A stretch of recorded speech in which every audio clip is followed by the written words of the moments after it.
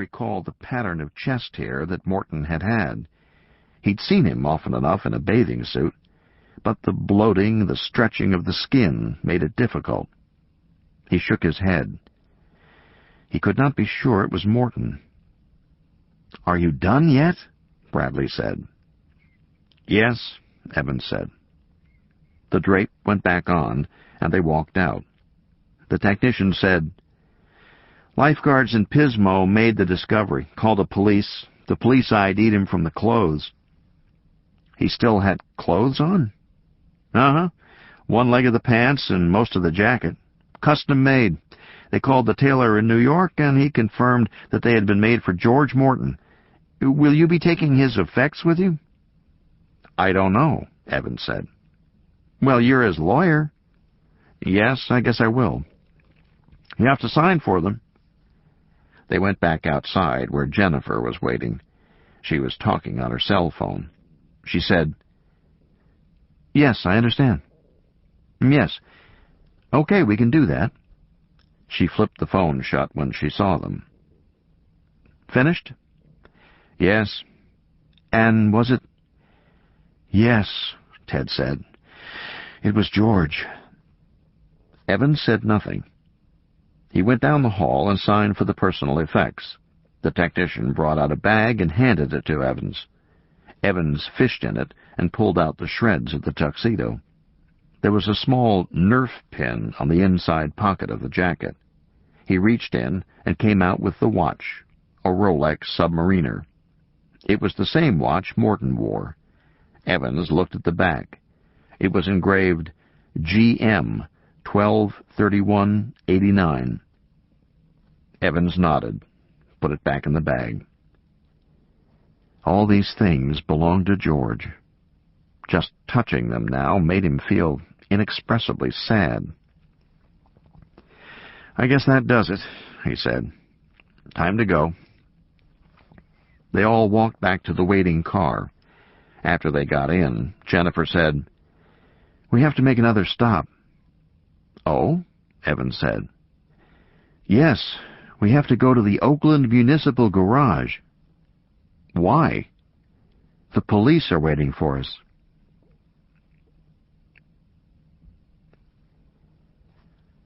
Oakland, Tuesday, October 12th, 7:22 p.m. It was an enormous concrete structure adjacent to a vast parking lot on the outskirts of Oakland. It was lit by harsh halogen lights. Behind the cyclone fence, most of the cars in the lot were junkers, but a few Cadillacs and Bentleys were there too. Their limousine pulled up to the curb. "Why are we here?" Bradley said. "I don't understand." A policeman came to the window. "Mr. Evans? Peter Evans?" "That's me." "Come this way, please." They all started to get out of the car. The cop said, "Just Mr. Evans." Bradley sputtered. "But we are—" "Sorry, sir. They just want Mr. Evans. You'll have to wait here." Jennifer smiled at Bradley. "I'll keep you company."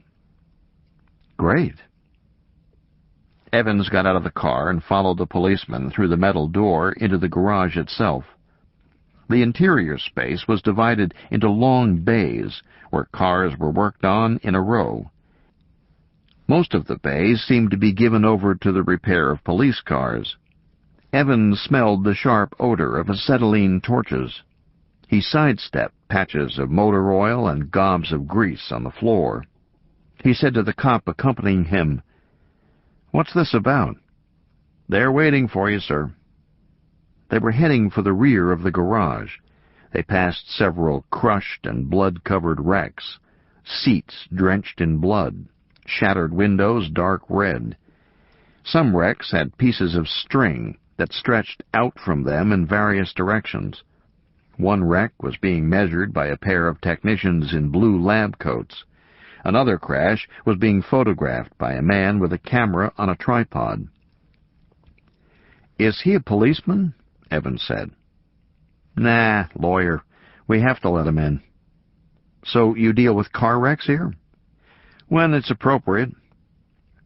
They came around the corner, and Evans saw Kenner standing with 3 plainclothes policemen and 2 workers in blue lab coats. They were all standing around the crushed body of Morton's Ferrari Spider, now raised on a hydraulic lift with bright lights shining up at it. "Ah, Peter," Kenner said. "Did you make the identification of George?" "Yes." "Good man." Evans came forward to stand beneath the car. Various sections of the underside had been marked with yellow cloth tags. Evans said, "Okay, what's up?" The plainclothesmen looked at one another.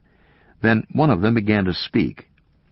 "We've been examining this Ferrari, Mr. Evans." "I see that. This is the car that Mr. Morton recently bought in Monterey?" "I believe so." "When was that purchase made?" "I don't know exactly." Evans tried to think back. "Not long ago, last month or so, his assistant Sarah told me George had bought it." "Who bought it?" "She did." "What was your involvement?" "I had none. She merely informed me that George had bought a car." "You didn't make the purchase or arrange insurance, anything like that?" "No. All that would have been done by George's accountants." "You never saw paperwork on the car?" "No." "And when did you first see the actual car itself?" "The night George drove it away from the Mark Hopkins Hotel," Evans said. "The night he died." "Did you ever see the car prior to that evening?" "No." "Did you hire anyone to work on the car?" "No." "The car was transported from Monterey to a private garage in Sonoma, where it remained for 2 weeks before being taken to San Francisco. Did you arrange the private garage?" "No."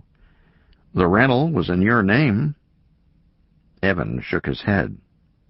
"I don't know anything about that," he said. "But Morton often put rentals and leases in the name of his accountants or attorneys if he didn't want the owner or leasee to be publicly known." "But if he did that, he would inform you?" "Not necessarily." "So you didn't know your name was being used?" "No." "Who worked on the car in San Jose?" "I have no idea." "Because, Mr. Evans, somebody did rather extensive work on this Ferrari before Morton ever got into it. The frame was weakened at the places you see marked by the yellow tags. Anti-skid, primitive in a vehicle this old, was disabled, and the discs were cross-loosened on the left front, right rear. Are you following me here?" Evans frowned. "This car was a death trap, Mr. Evans. Someone used it to kill your client. Lethal changes were made in a garage in Sonoma, and your name is on the lease." Downstairs in the car, Ted Bradley was grilling Jennifer Haynes. She might be pretty, but everything about her was wrong. Her manner, her tough guy attitude, and most of all, her opinions. She had said she was working on the lawsuit and that her salary was paid by Nerf, but Ted didn't think it was possible. For one thing, Ted Bradley was very publicly associated with Nerf, and as a hired employee, she should have known that, and she should have treated his opinions with respect. To call the information he had shared with those kids bullshit, a talk he didn't have to give, a moment he had offered out of the goodness of his heart and his dedication to the environmental cause, to call that bullshit was outrageous.